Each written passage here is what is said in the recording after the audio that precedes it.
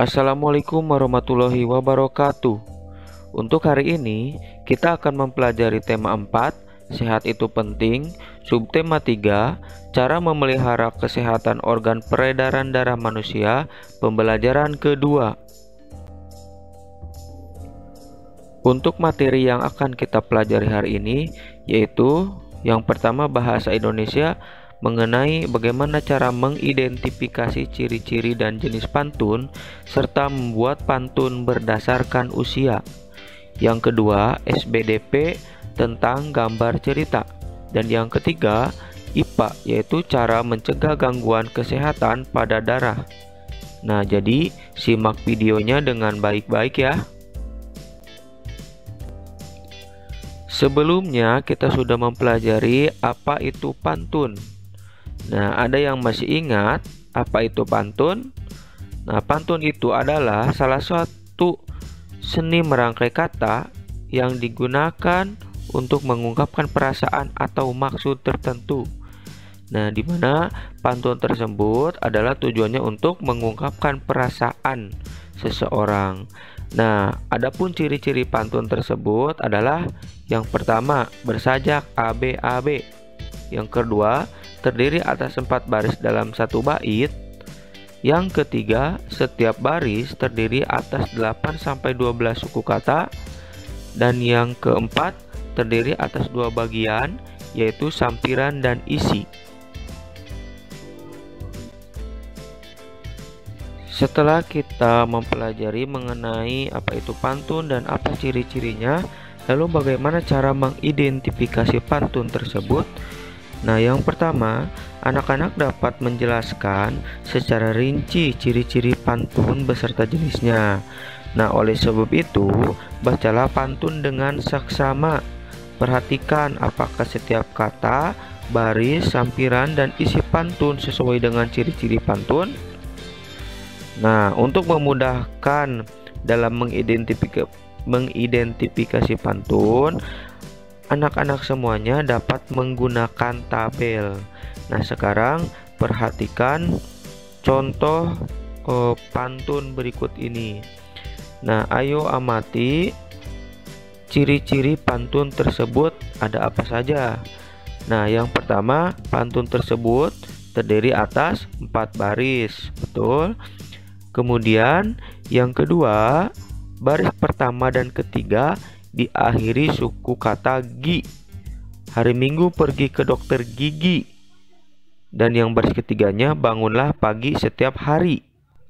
Nah, jadi artinya baris ke-1 sama baris ketiga itu harus sama, diberi simbol A. Nah, kemudian yang ketiga, baris kedua dan keempat diakhiri suku kata ga. Kita lihat baris kedua, pergi ke dokter bersama Olga.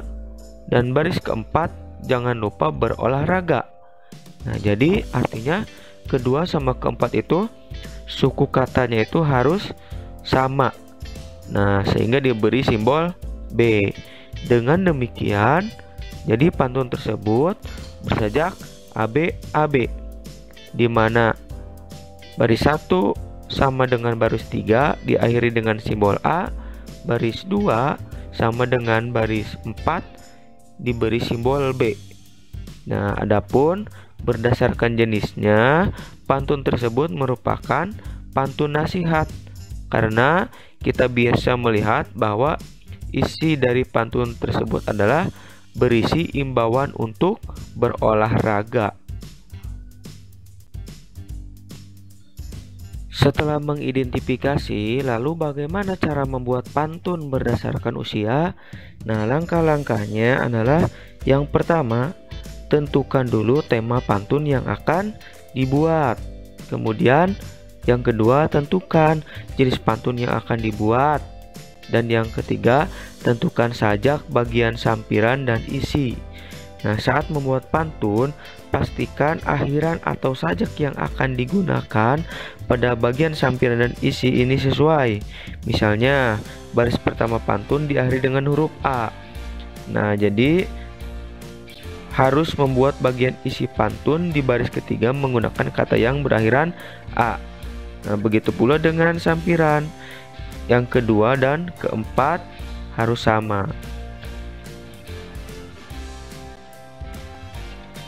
Sekarang coba membuat pantun di rumah.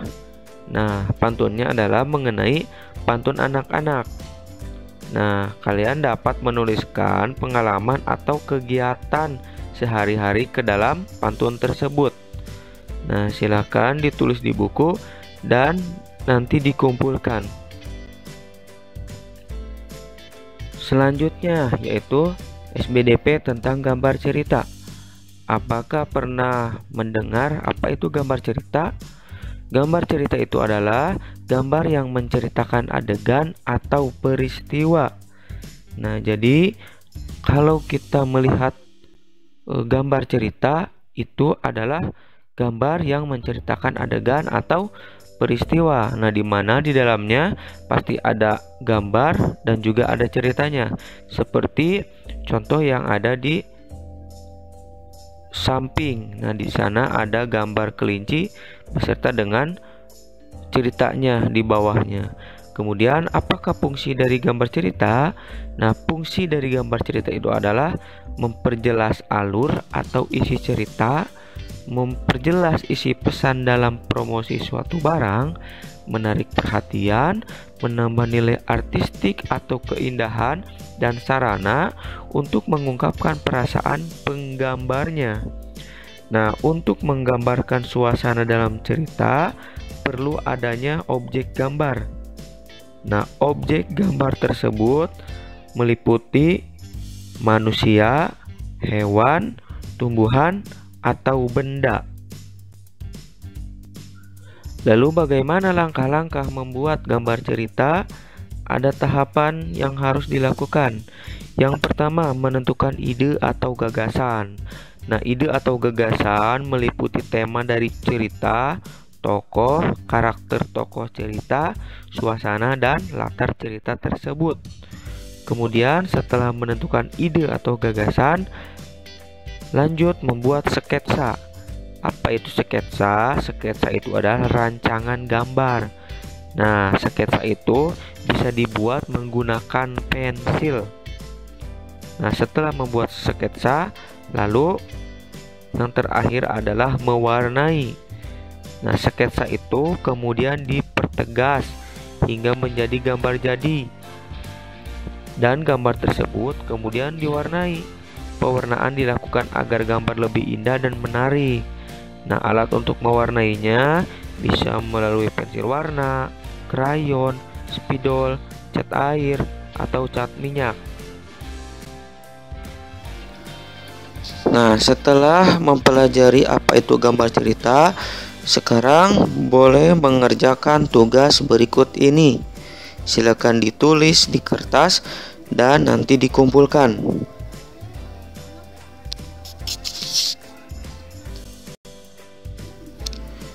Oke, yang terakhir adalah IPA. Bagaimana cara mencegah gangguan kesehatan pada darah?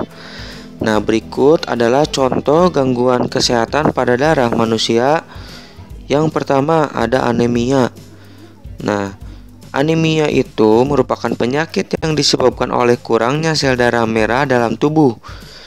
Nah, penyebabnya adalah pendarahan yang hebat, kekurangan zat besi, dan gangguan pembuatan sel darah merah pada tulang. Nah, gejala yang ditimbulkan oleh anemia itu mudah cepat lelah, lemas, sakit kepala, dan wajah terlihat pucat. Nah, bagaimana cara mencegahnya? Yaitu dengan mengonsumsi makanan yang kaya akan zat besi seperti bayam, telur, kacang-kacangan, ikan, dan daging sapi. Yang kedua ada penyakit leukemia. Nah, penyakit leukemia ini merupakan kondisi ketika jumlah sel darah putih lebih banyak dibanding sel darah merah. Nah, hal ini disebabkan adanya produksi berlebihan sel darah putih pada sumsum tulang. Akibatnya, sel darah putih akan memakan sel darah merah sehingga tubuh menjadi kekurangan sel darah merah. bagaimana cara mencegahnya? Yaitu dengan menerapkan pola hidup sehat seperti mengonsumsi makanan bergizi dan rajin berolahraga.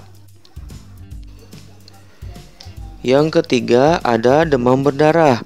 Nah, seperti yang sudah kita ketahui, kalau demam berdarah itu merupakan infeksi virus yang menyerang komponen darah, yaitu trombosit atau keping darah. Nah, virus ini disebabkan dari nyamuk, dari gigitan nyamuk, yaitu nyamuk Aedes. Nah, bagaimana cara mencegahnya? Yaitu dapat dicegah dengan menjaga kebersihan lingkungan untuk membasmi serangan nyamuk. Nah, kegiatan membasmi sarang nyamuk utamanya nyamuk Aedes. Nah, dikenal dengan kegiatan 3M, yaitu menguras tempat penampungan air, mengubur barang bekas, dan menutup tempat penampungan air. Keempat adalah penyakit hemofilia. Hemofilia ini adalah penyakit keturunan yang menyebabkan tubuh kekurangan protein yang dibutuhkan dalam proses pembekuan darah. Nah, pada penyakit hemofilia ini itu susah diobatinya, akan tetapi dapat dicegah dengan cara menghindari terjadinya perdarahan agar darah tidak terus mengalir.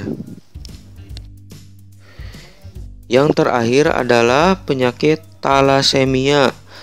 Nah, penyakit ini adalah kelainan pada darah yang tidak dapat memproduksi cukup hemoglobin. Nah, hemoglobin itu adalah protein pembentuk sel darah merah yang berguna untuk mengikat oksigen dan membawanya ke seluruh tubuh. Nah, pada penderita talasemia ini itu tidak dapat dicegah karena merupakan penyakit keturunan. Akan tetapi, gejalanya itu dapat dikurangi dengan pengobatan dan melakukan transfusi darah dalam kondisi tertentu. Nah, setelah tadi dijelaskan bagaimana cara mencegah gangguan kesehatan pada darah, sekarang tugasnya yaitu jelaskan atau tuliskan dalam bentuk tabel beberapa gangguan kesehatan pada darah manusia beserta cara mencegahnya. Nah, silakan ditulis di buku. Alhamdulillahirrabbilalamin, materi dari awal sampai akhir telah selesai dan terima kasih sudah menyimak video ini dari awal sampai akhir. Semoga materi yang disampaikan bisa dapat dipahami, dan apabila ada yang ingin ditanyakan, silakan menulis di kolom komentar. Terima kasih atas perhatiannya. Wassalamualaikum warahmatullahi wabarakatuh.